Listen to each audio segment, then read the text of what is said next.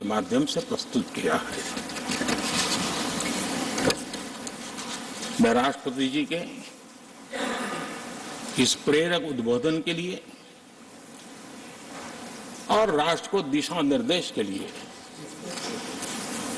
और एक प्रकार से विकसित भारत के संकल्प को सामर्थ्य देने के लिए हृदय से बहुत बहुत आभार व्यक्त करता हूं।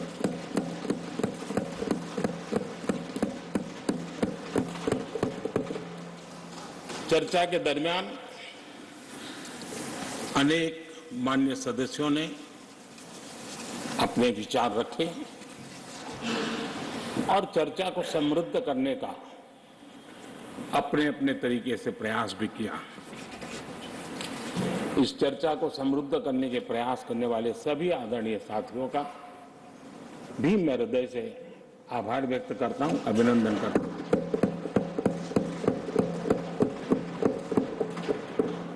कुछ साथियों के लिए आलोचना करना, कड़वी बातें करना, ये उनकी मजबूरी थी। उनके प्रति भी मैं संवेदनाएं प्रकट करता हूं।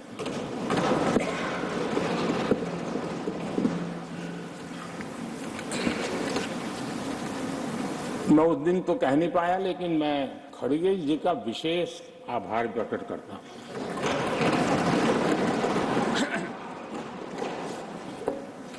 बहुत ध्यान से सुन रहा था खड़गे जी उस दिन में,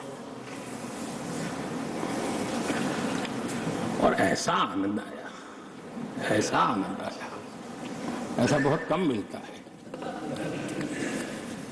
लोकसभा में तो कभी कभी मिल जाता है, लेकिन आजकल वो दूसरी ड्यूटी पर है तो मनोरंजन कम मिलता है। लेकिन लोकसभा में मनोरंजन की जो कमी हमें खल रही है, उस दिन आपने पूरी कर दी।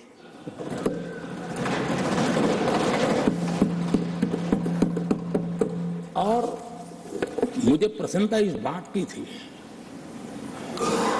कि माननीय खड़गे जी काफी लंबा और बड़ी इम्तिहान वजह से शांति से बोल रहे थे।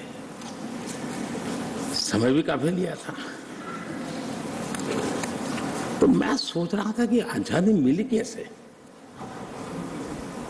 इतना सारा बोलने की आजादी मिली कैसे। तो मैं बस सोच तो रहा था, लेकिन बाद में मेरे ध्यान में आया कि दो स्पेशल कमांडर जो रहते ना उस दिन नहीं थे और आजकल नहीं रहते वो। और इसलिए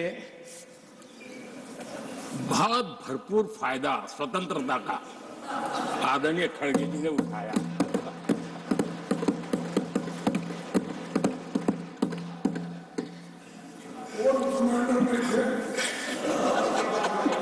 और मुझे लगता है कि उस दिन खड़गे जी ने सिनेमा का एक गाना सुना होगा, ऐसा मौका फिर कहां मिलेगा।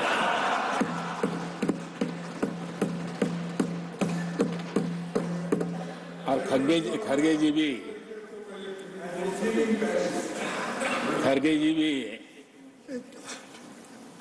एम्पायर नहीं है, कमांडोज नहीं है, तो चौके छक्के मारने में मजा आ रहा था उनको। लेकिन एक बात खुशी की रही, उन्होंने जो 400 सीट एनडीए के लिए आशीर्वाद दिया,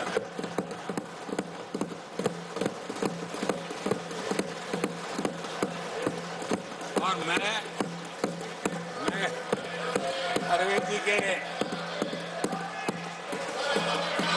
इन आशीर्वाद को, आपके आशीर्वाद मेरे सौराठों पर, अब आपको आशीर्वाद वापिस लेना तो ले सकते हैं, क्योंकि एक कमांडो तो आ गए हैं।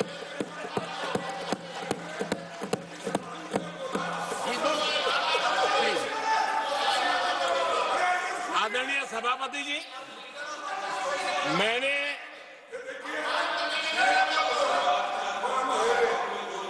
आदरणीय सभापति जी, मुझे पिछले वर्ष का वो प्रसंग बराबर याद है। उस सदन में हम बैठते थे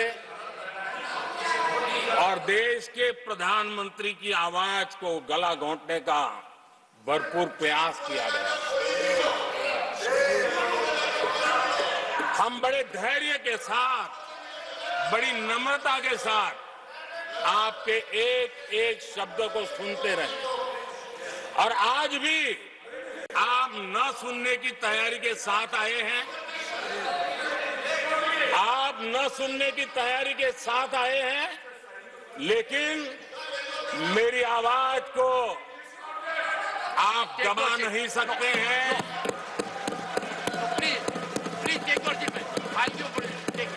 देश की जनता ने इस आवाज को ताकत दी हुई है।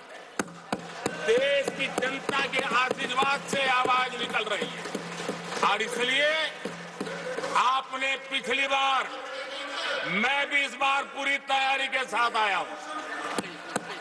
मैंने सोचा था कि उस वक्त कि शायद आप जैसे व्यक्ति सदन में आए हैं तो मर्यादाओं का पालन करेंगे, लेकिन 1.5-2 घंटे तक क्या जुल्म किया था आप लोगों ने मुझ पर, और उसके बाद भी मैंने एक भी शब्दों की मर्यादाएं तोड़ी नहीं। आदरणीय सभापति जी, मैंने भी एक प्रार्थना की है और प्रार्थना तो कर सकते हैं और मैं तो करता रहता हूं। पश्चिम बंगाल से आपको जो चैलेंज आई है,